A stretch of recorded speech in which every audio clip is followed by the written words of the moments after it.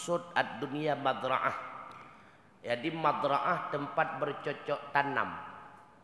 Artinya di dunia kita ini menanaminya, sedangkan kita hasil panen di akhirat.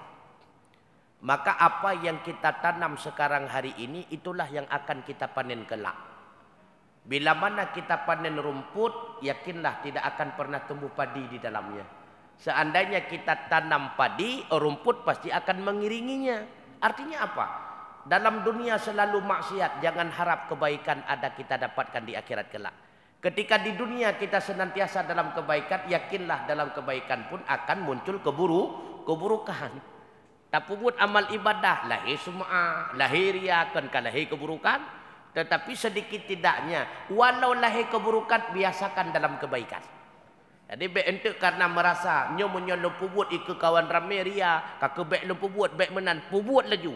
Oh wateka sering dengan sendirinya gadah ria. Karena kita akan merasa ria dengan sebab seolah-olah orang lain tidak melakukannya. Itulah sebabnya. Biasa orang ria, orang ban-ban pubuat enggu.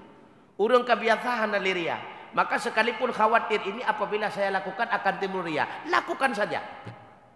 Karena apabila sudah sering melakukan, sifat ria itu akan hilang dengan sendirinya. Atraka biasa, atraka lumrah, yang pasti hanali tekaria.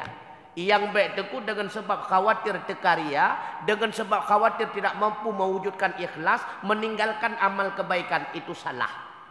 Artinya apa? Anda itu kalah sebelum berjuang. Maka berjuang terlebih dahulu, kalah sudah pantas. Nah, jadi pubuk laju karya ria. Jadi makna madra'ah, disinilah kita akan mempersiapkan berbagai macam bekal untuk mendapatkan kemewahan kelak di akhirat. Makanya kata Rasulullah, al-kaisu mandana nafsahu wa amila lima ba'dal maut. Orang yang cerdas itulah orang yang selalu memperhitungkan dirinya, memperhitungkan usianya, memperhitungkan perbuatannya, wa amila lima ba'dal maut, dan selalu beramal, berbuat kebajikan-kebajikan persiapan untuk menghadapi kematian. Itulah orang cerdas. Sedangkan orang bodoh siapa? Wala ajizu manittaba'a nafsa hawaha wa tamanni 'alallahi ta'ala al-maghfurah. Orang yang bodoh kata Rasulullah, itulah orang yang selalu memperturutkan keinginan nafsunya. Artinya apa? Nafsu yang dia jadikan sebagai pembimbing dalam hidup, sedangkan akal menjadi bawahannya. Dan ketika dia memperturutkan hawa nafsu, wa tamanni 'alallahi ta'ala al-maghfurah, dia berangan-angan untuk mendapatkan ampunan daripada Allah. Angan-angan itu dianggap itu hanya sebatas hayalan belaka. Karena orang yang berbuat maksiat tanpa taubat, jangan harapkan imbalan di sisi Allah Ta'ala. Dan sebesar apapun maksiat yang kita lakukan, bila mana diiringi dengan taubat, yakinlah pintu taubat Allah jauh lebih besar terbukanya daripada maksiat yang kita lakukan. Allah cukup sayang kita hamba dulu. Cukup sayang. Andai kata Allah tidak sayang kepada kita hamba, maka ahli maksiat tidak akan mendapatkan seteguk air pun. Tapi coba kita lihat, lebih senang orang kafir dalam dunia daripada orang mukmin. Buktinya apa? Allah sayang kepada kita. Dan yakinlah Allah tidak sedikit pun mengambil kepentingan dari amal ibadat yang kita lakukan. Tidak. Allah tidak pernah mengambil kepentingan.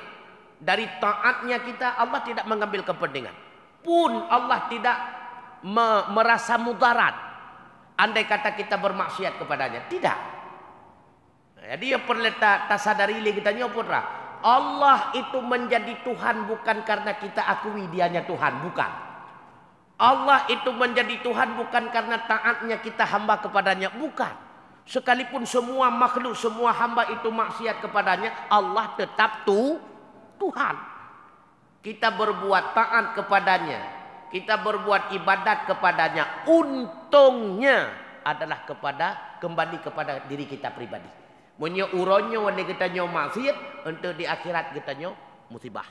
Munyo uronyo kita nyo taat, ingat di akhirat Anda pasti akan bahagia selamanya.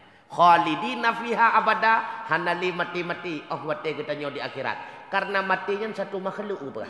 Untuk urau akhirat akan disembelih mati itu. Maut itu akan disembelih.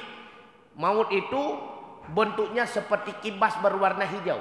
Dia itu akan disembelih nantinya. Ketika maut itu disembelih, makanya tidak ada yang berjumpa dengan maut. Makanya di akhirat tidak ada yang mati kekal hidup selama-lamanya. Maka madra'ah hinau adaku, hinau madra'ah.